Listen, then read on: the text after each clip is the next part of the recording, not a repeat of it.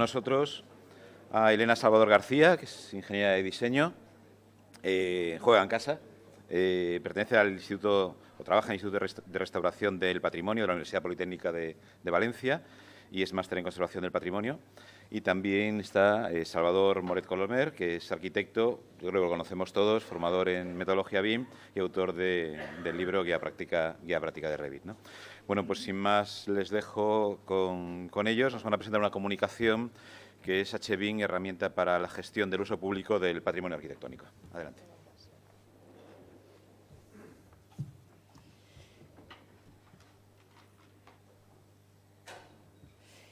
Bien, buenos días. Muchas gracias al Comité Científico por habernos seleccionado como comunicación para ser presentada públicamente. Yo comentar que, ya ha comentado Pepe que yo trabajo en el Instituto de Restauración del Patrimonio. Llevamos una línea de investigación sobre la aplicación de BIM al patrimonio arquitectónico, lo que se denomina como Heritage o Historic BIM, o sea, HBIM. Bien, lo que vamos a exponer hoy son los resultados parciales de mi tesis doctoral, que se centra específicamente en el uso de HBIM para la gestión del uso público del patrimonio, para las visitas públicas. Bien, esta comunicación y la investigación en parte, aparte de Salva y mía, han participado también mis directores de tesis, que son Jorge García Baidecabres y María José Viñals.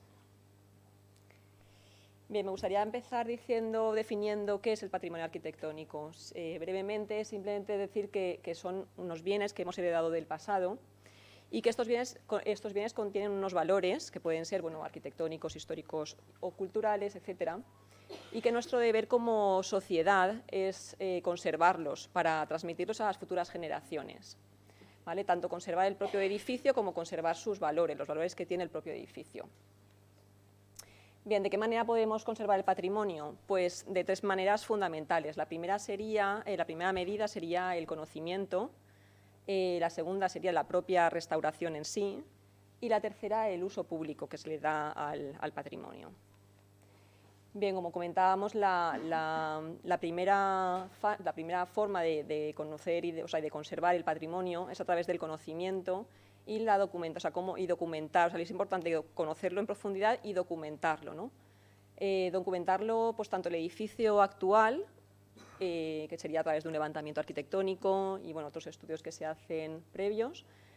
También es importante documentar sus fases históricas, las fases constructivas que ha tenido el edificio, los usos, etcétera, y sus valores, los valores intrínsecos que tiene el propio edificio, ¿no? Que es más los valores que tiene por sí mismo. Bien, una vez conocemos toda esta información, estamos en disposición de poder desarrollar nuestro proyecto de restauración, siempre conservando estos valores, y luego ya hacer la propia obra de restauración. Pero, ¿qué pasa? Que cuando un edificio lo restauramos, si no lo usamos, en poco tiempo se degrada otra vez. Entonces, en patrimonio se recomienda, en las cartas internacionales recomiendan darle un uso a este edificio y sobre todo el uso público, ¿vale? ¿Por qué? O sea, hay dos razones fundamentales. Una, porque el uso público permite que haya un mantenimiento continuado del edificio y por otro lado promueve el interés social por su conservación. Es decir, si nosotros somos capaces de explicar a la sociedad qué valores tiene ese edificio, la sociedad va a tener unas actitudes de respeto y de protección hacia el edificio, ¿no? Es lo que llamamos la conservación, o sea, la dimensión social de la conservación. Por eso es tan importante el uso, o sea, las visitas públicas, el uso que se le dé al patrimonio y poder transmitirlo a los visitantes. Bien, entonces, ¿qué necesidades tiene la gestión de las visitas?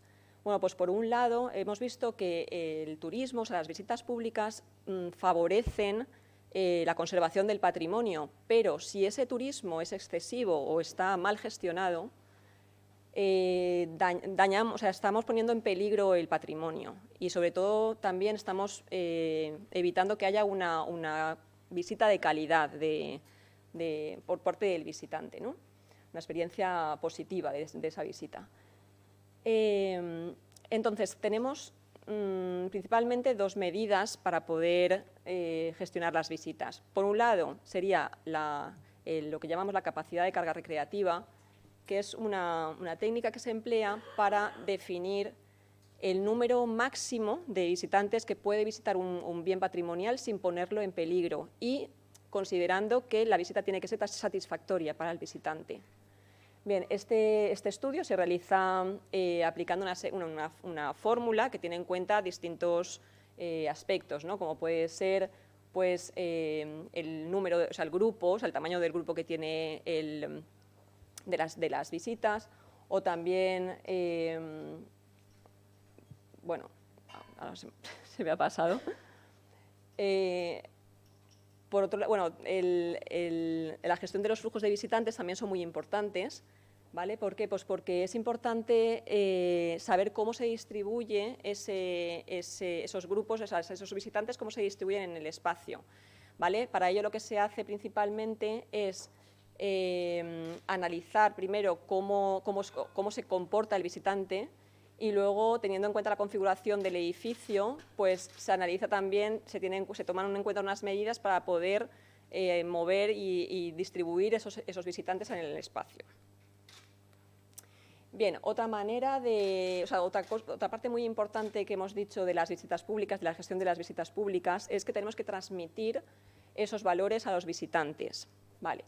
Entonces, a partir de los valores que tiene intrínsecos del edificio, lo que tenemos que hacer, primero que nada, es identificar qué recursos tiene el patrimonio, o sea, ese edificio en sí, qué recursos son los que mejor identifican los valores que tiene el edificio, ¿vale? Porque esos recursos son los que utilizaremos para hacer la visita, en los que, bueno, el guía se basará en esos recursos para poder explicar los valores que tiene el edificio. Bien, y para poder identificar esos recursos, se tiene que realizar una valoración turística, que llaman, que también hay una serie de criterios de valoración que de esa manera nos ayuda a poder identificar esos elementos, porque realmente a la hora de hacer la visita no puedes seleccionar todos los recursos, tienes que hacer una selección, ¿vale? Y siempre seleccionaremos los más significativos, los más importantes, los que mejor transmiten esos valores.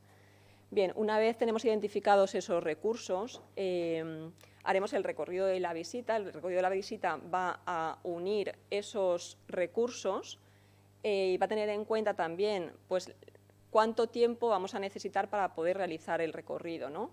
Bueno, hay muchos estudios que dicen que como máximo podemos dedicarle una hora o una hora y poco para realizar la visita turística en un bien patrimonial, porque el público generalista, no un público especializado, sino un público generalista, no es capaz de, o sea, no puede prestar atención más de una hora, porque se considera que esto se está haciendo en un tiempo de ocio, ¿no?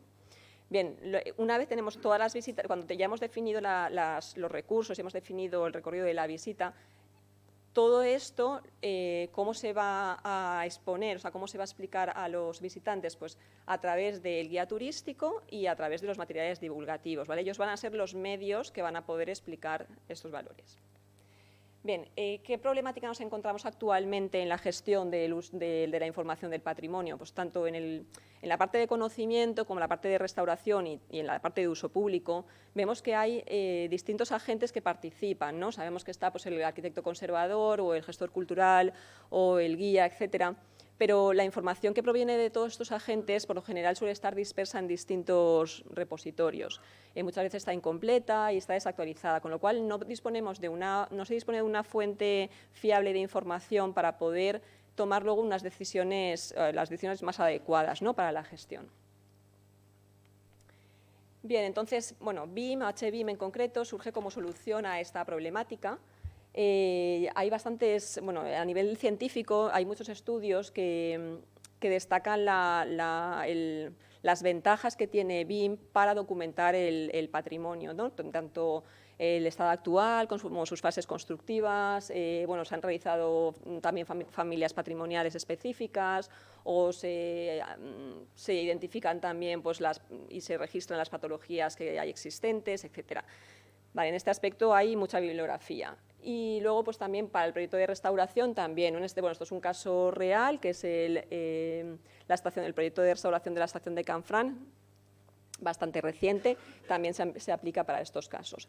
Bien, ¿qué pasa en el entorno de la aplicación de HBIM para el uso público del patrimonio? Pues realmente después de hacer una extensa revisión, ¿no?, de los artículos científicos que hay en este campo, no hemos encontrado nada relacionado específicamente de BIM aplicado a las visitas públicas.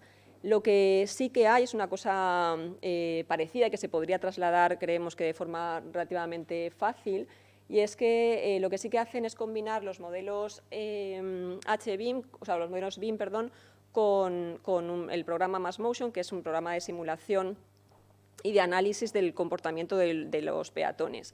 Esto se utiliza sobre todo para los planes de evacuación en edificios de pública concurrencia. Bien, bueno, como comentábamos, esto en realidad se podría trasladar de forma relativamente sencilla a la gestión de los flujos de visitantes, ¿no? Cómo se mueven en el espacio y nos serviría también para luego poder tomar las medidas oportunas. Bien, con respecto específicamente para la divulgación, también hay muchos estudios que emplean HBIM, los modelos a partir del modelo HBIM, pues sí que lo emplean lo combinan con aplicaciones de realidad aumentada y realidad virtual, y han desarrollado pues, aplicaciones de varios tipos para sobre todo las visitas virtuales. Bien, entonces, partiendo de la problemática, o sea, el punto de partida, ¿cuál es? Pues partíamos de que existe una problemática actual en la gestión del uso público, que el turismo cultural está aumentando, ¿vale? Hay un aumento y, por tanto, se requiere un mejor sistema de gestión. Bien, que partíamos también de que hay muchos estudios que nos están demostrando que es útil la aplicación de HBIM para la documentación, restauración, divulgación, pero que hay un hueco en el conocimiento de qué pasa con la gestión de las visitas públicas. Por lo tanto, el objetivo de este estudio realmente ha sido eso, hacer una aplicación de lo que es HBIM para la gestión de las visitas. Bien, como caso de estudio hemos empleado el conjunto de San Juan del Hospital de Valencia. Es un edificio, un conjunto religioso del siglo XIII. Es la primera iglesia de Valencia después de la Reconquista y tiene en su interior tiene un cementerio medieval que es el único que existe en la ciudad también de Valencia. Es un sitio, la verdad, muy interesante. Si no lo conocéis, yo de verdad que os recomiendo que lo conozcáis porque vale la pena. Y bien, la metodología que hemos empleado para este estudio ha sido, nosotros partíamos de un modelo de San Juan realizado en Revit previo, ¿vale? Este modelo en realidad partía en parte del proyecto de investigación que llevábamos anteriormente, también de algunos alumnos habían participado en él y habían hecho partes de este modelo.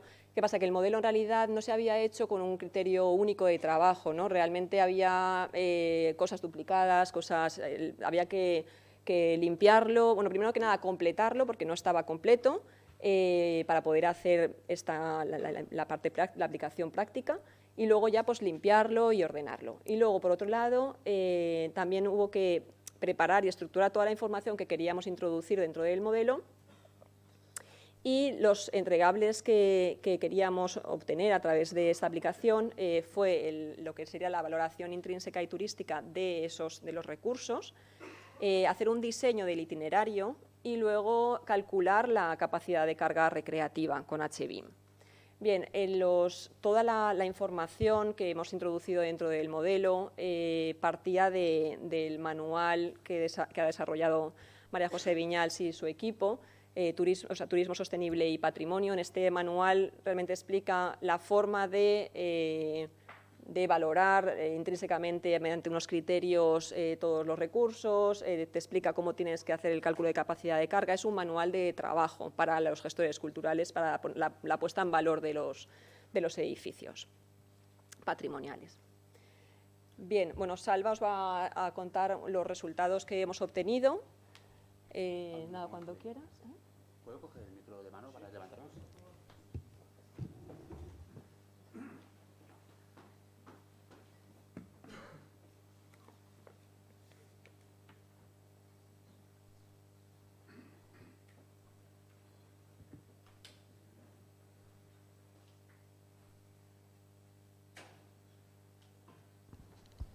Ahora sí.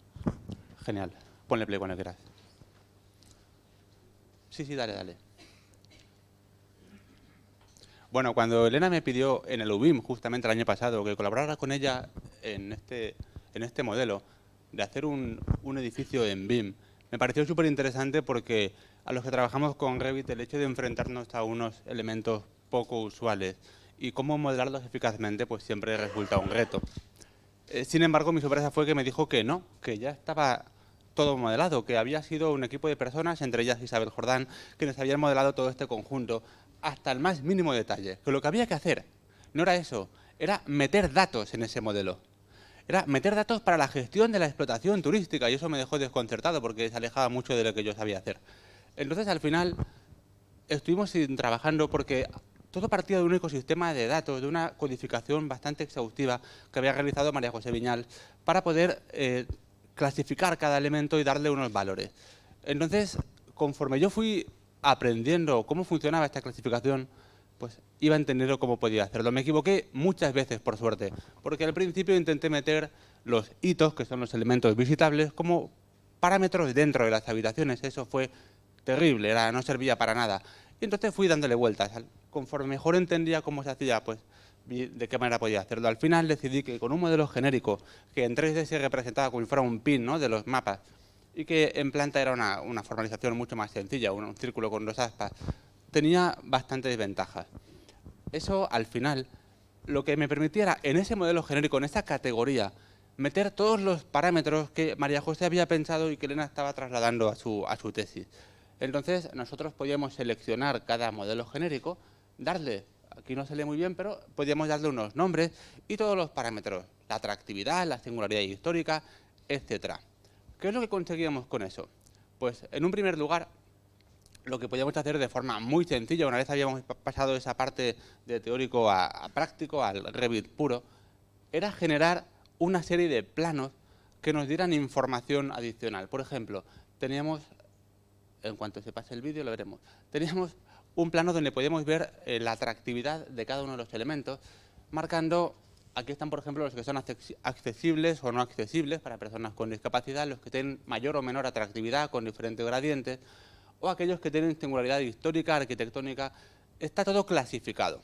Esto, por supuesto, es extremadamente fácil una vez has conseguido meter los datos y codificarlos. Incluso podíamos sacar los itinerarios mediante un componente adaptativo, porque si tú quieres ver esa arcada, no puedes verlo desde debajo de la arcada, tiene que haber una cuenca visual. También lo tuvimos en cuenta y entonces eso al final nos generaba una serie de información. Uno de los elementos más importantes que conseguimos meter era el hecho de que el hito estuviese visitable o no. Es decir, que estuviera disponible o que estuviese en préstamo, en restauración o cualquier otra cosa. No solo porque se viera en colorines verdes o rojos, según si se viera o no, sino porque eso me daba bastantes más datos. Me permitía tener una trazabilidad. Por supuesto, el ver en 3D todos los elementos resaltados pues puede ayudar a la gestión y a la planificación de todo eso. Pero vamos a la parte que realmente interesa más de esto. Las tablas. Las tablas es la forma de extraer información dentro de Revit. Entonces, dentro de las tablas, nosotros podemos ver todos los hitos que hay y aquí en realidad hay unos minutos que dice cuánto se tarda en explicar cada hito. Sumando todos los hitos que estén disponibles, te sale el tiempo de esa visita. Si yo cambio cada uno de estos hitos y le digo mediante una clave tal de planificación qué hitos están disponibles, cuáles no, cuáles están en préstamo, todo eso se va a actualizar en tiempo real, no solo en los colorcitos verde o rojo del plano, sino, por supuesto, en la siguiente tabla para poder planificar y gestionar perfectamente una visita guiada, para saber cuánto tiempo, ¿en base a qué? En base a lo que realmente hoy está disponible. Además de eso, nosotros lo vamos a dejar como estaba, pero os estaba comentando antes el problema que tenía con las habitaciones, cómo podía representar los elementos. Al final decidimos que las unidades espaciales, que era la nomenclatura que se utilizaba para marcar los espacios, iban a ser lo mejor posible habitaciones, porque era la forma en la que Revit se coge perfectamente a todos los muros, a los elementos constructivos.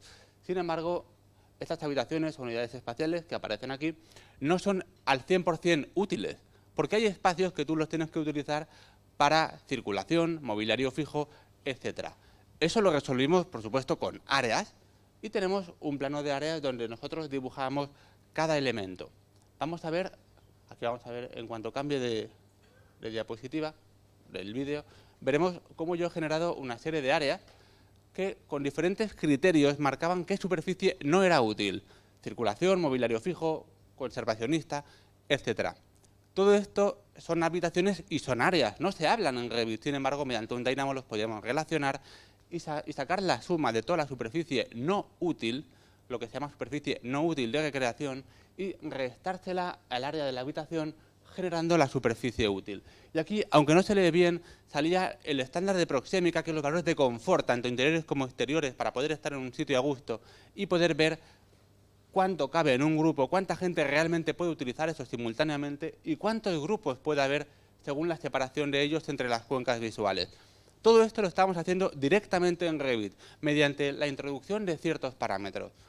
Lo importante de esto es una trazabilidad de los elementos y además, aquí, al ser modelos genéricos con una tabla incrustada con habitaciones, podemos ver qué elemento está en cada habitación. No penséis en un pórtico, pensad en un cuadro, en una escultura.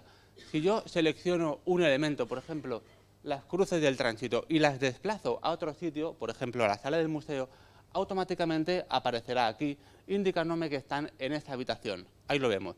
Entonces, conseguimos tener totalmente clasificado esto. La importancia de esto, para mí, es que hemos desarrollado un modelo que, partiendo de un modelo teórico, de una codificación bastante compleja, bastante exhaustiva, la hemos sintetizado para que cualquier persona que está aquí, que sabe manejar Revit, pueda utilizarlo. Y además esto es escalable, es replicable. Pensad en cualquier bien histórico, bien cultural. Nosotros vamos a poder llevarnos nuestros parámetros compartidos, nuestro modelo genérico, nuestras tablas y gestionar esa información desde cero. El trabajo duro no ha sido meter 4 parámetros en Revit o 400, no sé cuántos había. El trabajo duro ha sido pensar, transformar lo que María José había pensado, lo que Elena estaba desarrollando en esto, para que todos lo podamos utilizar.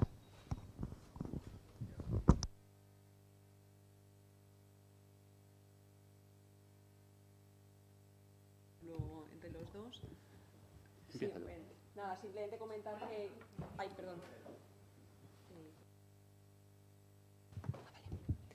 Bien, como conclusión queríamos comentar que era importante tener en cuenta que esto al final ha sido una investigación resultado de una tesis doctoral, con lo cual las tesis doctorales al final tenemos unos recursos pues, muy limitados en tiempo y económicos, ¿no? Con lo cual al final yo creo que han sido unos resultados muy interesantes, pero modestos en el sentido de que no hemos podido desarrollar mucho más, ¿no? Pero bueno, que esto tiene en realidad mucho recorrido y que se podrían hacer cosas de verdad interesantes aplicando BIM a la gestión de las visitas. Y bueno, que consideramos que HBIM en realidad sí que puede facilitar mucho lo que es el análisis y la planificación y sobre todo la toma de decisiones para la gestión de las visitas. Y bueno, como futuras líneas de investigación, pues en realidad por falta de tiempo no lo hemos explicado demasiado bien, pero nuestra idea hubiese sido hacer el recorrido cuando diseñábamos el recorrido, haber tenido en cuenta dónde se paraba, o sea, teniendo en cuenta dónde tienen que parar cada vez, pues tener en cuenta cuánto tarda el grupo en pasar de un recurso al otro, de manera que pudiésemos diseñarlo teniendo en cuenta el tiempo también que se dedica y la configuración espacial que tiene el propio edificio, ¿no?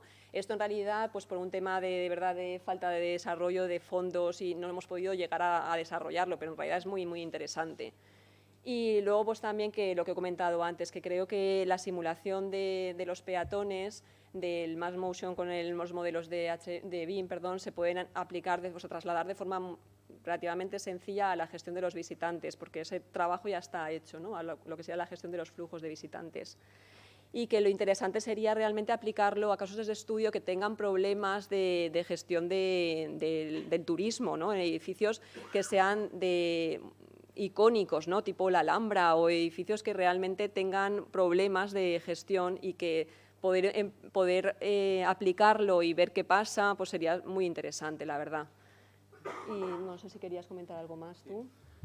Lo importante para mí de ese trabajo era que la aproximación era totalmente distinta, no era buscar cómo modelar eficazmente algo poco convencional, era buscar cómo meter datos nada convencionales en lo que estamos acostumbrados a modelar, darle un uso complementario y magnífico a lo que podía ser la herramienta BIM que estamos trabajando, en este caso Revit. Y con respecto a lo del recorrido, el itinerario, yo lo estoy dando vueltas. Desde que salió Revit 2020, sabéis que una de las novedades ha sido los recorridos de evacuación automáticos, ¿no? Marcas 2 puntitos y ya está. mediante un plano de áreas que podamos utilizar, marcando cuál va a ser el recorrido que queremos hacer, y mediante un Dynamo que genere en esas áreas unos muros, y con los puntos que nosotros hemos cogido vamos a poder generar automáticamente esos recorridos ya, pero es con la última versión y yo no he tenido tiempo de desarrollarlo. Pero ya se puede hacer, ya se me ocurrió, sin programación ni nada, directamente con un poquito de Revit, un poquito de Dynamo y mucha inventiva, es posible desarrollarlo de forma fácil. Pero al final, la conclusión es, hemos conseguido bajar unos conceptos teóricos a la realidad, que nosotros estamos trabajando en Revit con una sencillez, una síntesis para que todo el mundo podamos trabajarlo y ponerlo en práctica. Recordad que con el Revit Viewer cualquier persona podría abrir, verlo y comprobar cómo está en ese estado el elemento. Eso creo que era lo más interesante. Muchas gracias.